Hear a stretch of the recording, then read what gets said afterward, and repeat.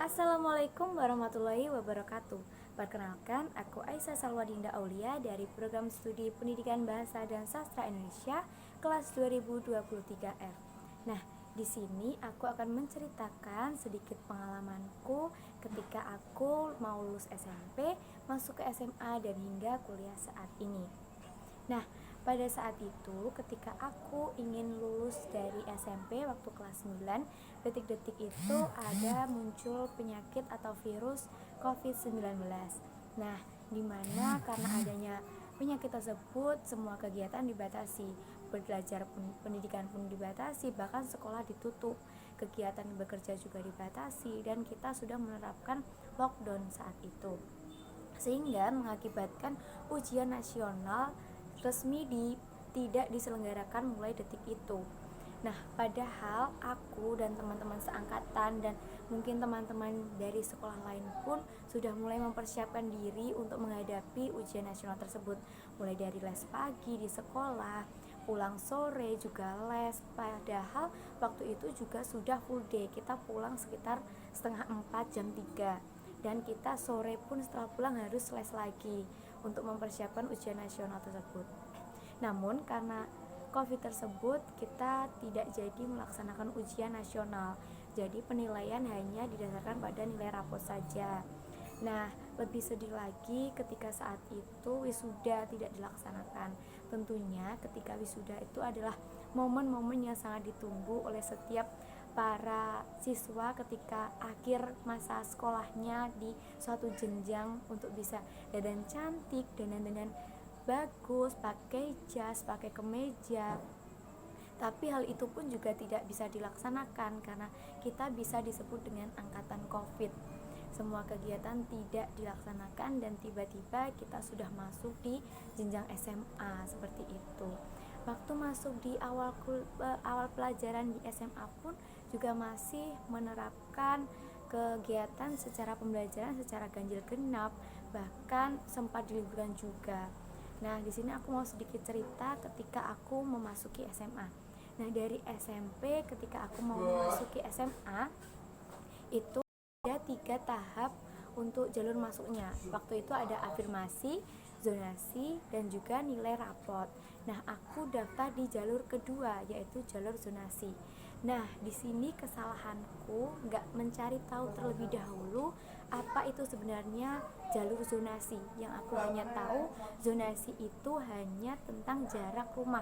Aku tidak tahu kalau zonasi itu memperhatikan jarak rumah terdekat dari sekolah tersebut. Dan aku mendaftar di pilihan pertama itu di sekolah dekat dengan rumahku. Yang kedua, pilihan kedua itu di SMA dekat dengan SMP ku yang dulu. Dan yang ketiga ini malah aku ambil yang lebih jauh dari rumahku, yaitu di tengah-tengah kota. Nah, pada akhirnya aku keterima di pilihan satuku di sekolah SMA dekat dengan rumahku, karena jaraknya juga tidak lumayan jauh, hanya sekitar 2 sampai 2,5 kilo saja begitu. Nah, itu waktu awal-awal masuk SMA aku merasa sedih karena banyak teman-temanku dari SMP dulu itu ke SMA yang banyak dituju waktu SMP gitu. Jadi seperti kita sudah di satu SMP, nanti waktu SMA itu seperti pindahan seperti itu. Jadi banyak yang di sana. Nah, di SMA aku yang ini aku hanya menemui teman angkatanku waktu SMP itu sekitar 2 atau 3 anak, dan itu pun aku tidak begitu mengenal mereka.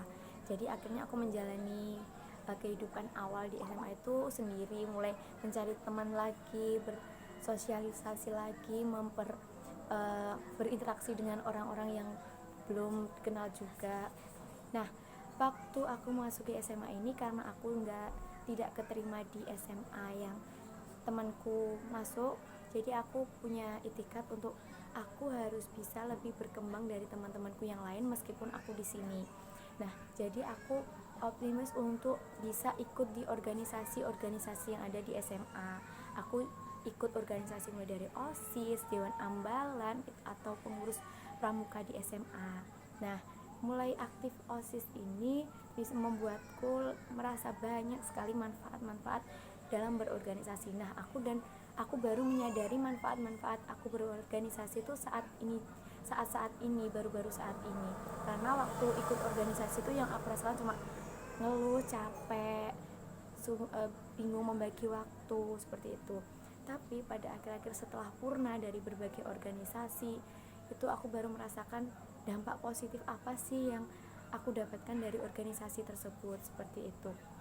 Nah, waktu join di OSIS itu sebelumnya aku menjabat sebagai Sekbid 4 atau di bidang ketertiban. Nah, setelah itu ke periode selanjutnya aku diberi kesempatan untuk bisa menjadi kandidat ketua OSIS. Dan itu sebelum menjadi kandidat ketua OSIS masih banyak seleksi-seleksi sebelumnya yang sudah aku lalui juga. Dan akhirnya waktu pemilihan ketua OSIS itu belum menjadi rezekiku untuk bisa menjadi seorang ketua OSIS. Aku hanya bisa menjadi OSIS inti di bagian sekretaris saja.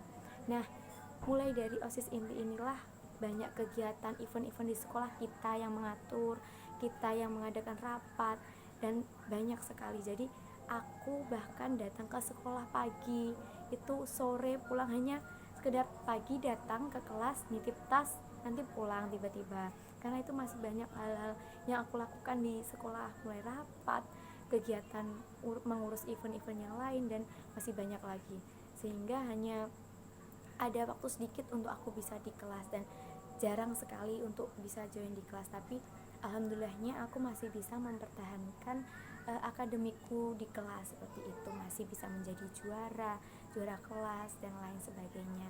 Selain aku join di organisasi dalam sekolah, aku juga mengikuti organisasi juga di luar sekolah, seperti itu.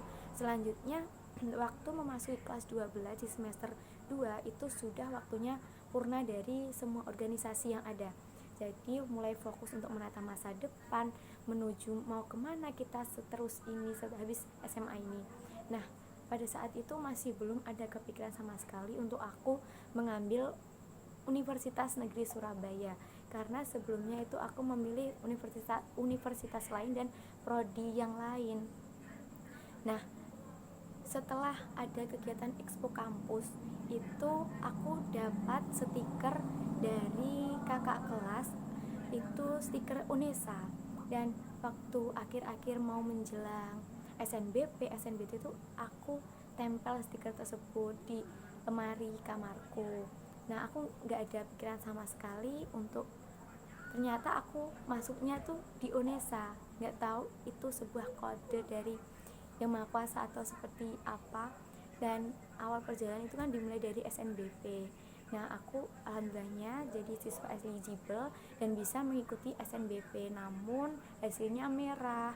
Nah, saat itu aku merasa sedikit kecewa, merasa gagal, merasa kayak tidak, sia-sia sekali aku sekolah selama 3 tahun di SMA dan gagal di SNBP ini. Jadi sedikit down, sedikit merasa pesimis, nanti seterusnya aku bisa melanjutkan atau tidak ke jenjang ke perguruan tinggi. Namun setelah itu berjalannya waktu, tibalah waktu SNBT. Dan sebelum SNBT itu masih ada persiapan-persiapan yang aku lakukan. Belajar pun kadang sampai setengah 1 malam, jam 1. Dan itu kan juga di sela-sela puasa. Nah, setelah itu waktu pengumuman SNBP sebelum hamin sebulan, karena jaraknya dari tes ke pengumuman itu kan hampir 1 bulan, itu aku mengisi buat kerja, buat nyambi-nyambi, biar nggak overthinking gitu, gimana nanti hasilnya kalau merah lagi atau gimana. Itu benar-benar waktu detik-detik pengumuman itu benar-benar overthinking, kayak merasa aku bisa nggak ya untuk terus berjalan ke depannya, seperti itu. Dan alhamdulillahnya ternyata diberi takdir sama Allah untuk bisa masuk di Universitas Negeri Surabaya dengan prodi pendidikan bahasa dan sastra Indonesia ini. Dan aku yakin bahwa pilihan ini adalah jalan terbaik untuk aku bisa berkembang ke depannya. Dan meskipun awal-awal ini udah merasa capek, lelah, tapi aku yakin dan selalu positive thinking bahwa nanti ini adalah jalan untuk aku bisa sukses di kedepannya. Jadi untuk kita semua semangat, meskipun kita lelah, kita capek, gak apa-apa, istirahat sebentar, kita gapai mimpi kita untuk bisa membahagiakan orang tua kita tentunya, seperti itu. Nah, itu sedikit perjalanan aku dari SMP, SMA sampai masuk ke Universitas Negeri Surabaya ini. Terima kasih. Assalamualaikum warahmatullahi wabarakatuh.